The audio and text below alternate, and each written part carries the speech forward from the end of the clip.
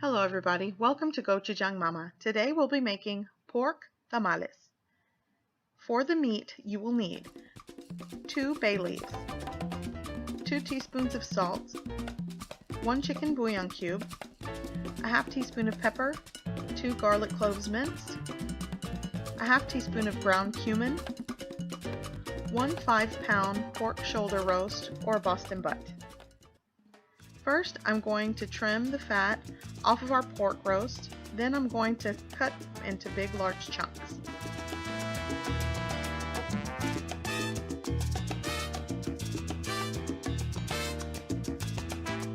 Next, I'm going to place them in a crock pot, add all of our seasoning,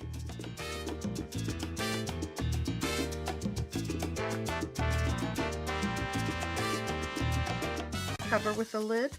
I'm going to place the temperature on high and slow cook for 5 hours. In the meantime, you will need 1 pound bag of dried corn husks, and you want to start this right away. It's going to take about 2 hours to soak. I'm just going to separate the leaves, submerge them in hot water in my sink, and just place something heavy on top to keep them submerged in the water. You want to at least soak them for an hour. So after about 5 hours, this is what your pork will look like. As you can see, it's falling apart. I'm going to go ahead and remove the bay leaves, and I'm going to start placing them in a bowl for shredding. And I'm also going to use the juice later, so I'm going to strain any meat bits and add that to our meat, and I'm going to save the juice for later. Okay, on to our puree. You're going to need cascabel chiles, pasilla chiles, and ancho chiles, 1 onion, and 3 cloves of garlic. So here I'm going to remove the seeds from our chiles.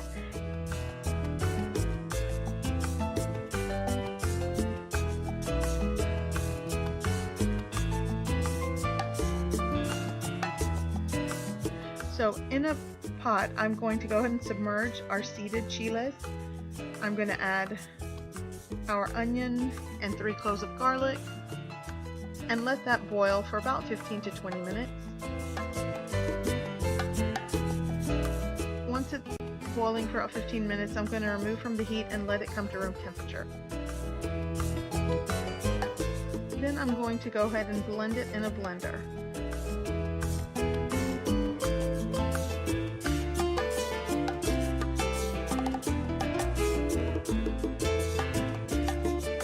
After blending, I'm going to strain the puree for any chile skin that might be left in the puree.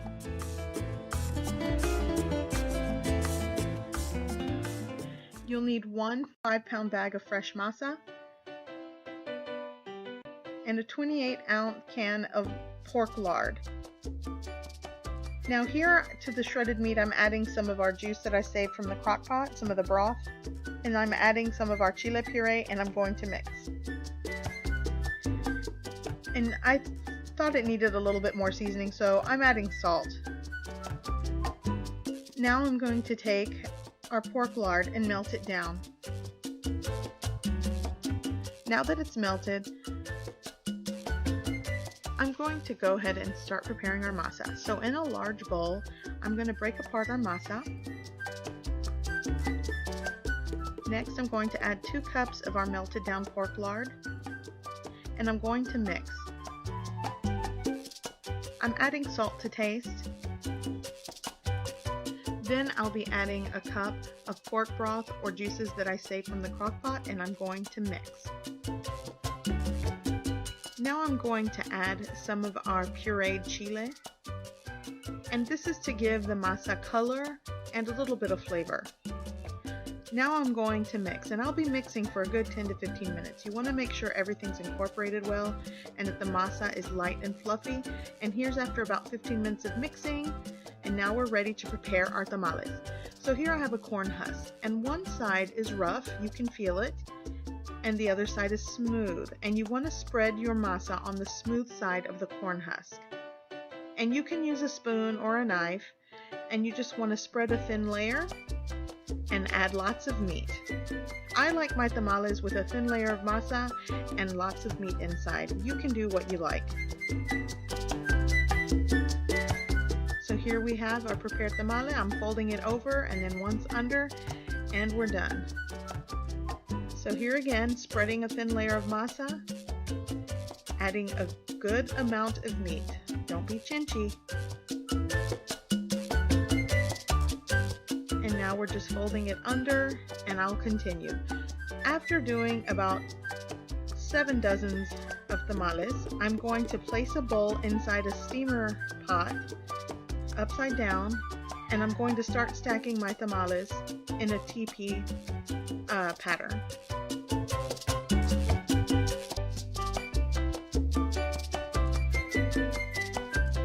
I was able to fit about 6 dozen inside this pot comfortably. And now I'm just going to cover all of our tamales with a layer of extra corn husk. You can use a towel, a clean towel, paper towels, but I'm using corn husks. They do the job. And now I'm going to cover with a lid. I'm going to bring the water at the bottom to a boil and simmer low, and after an hour, I'm going to check our tamales.